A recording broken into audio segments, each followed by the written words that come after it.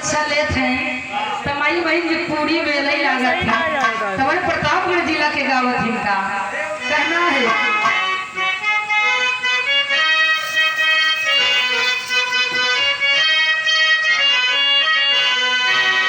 तारा नारिया रवा के बारी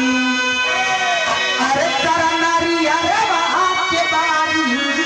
ऊपरा सामने देखना भाई तारा नारिया रवा के बारी सामने देखना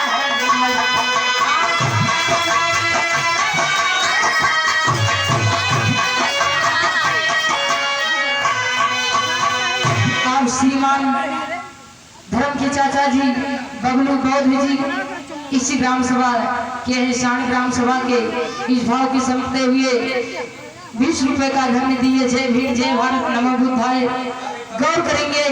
लेकिन गीत के लाइन कहना बाबा साहब जी कहाँ जन्म लिए कैसे जन्म लिए कहना है मास्टर साहब जी। अरे मंगल गुजला ये नहीं अरे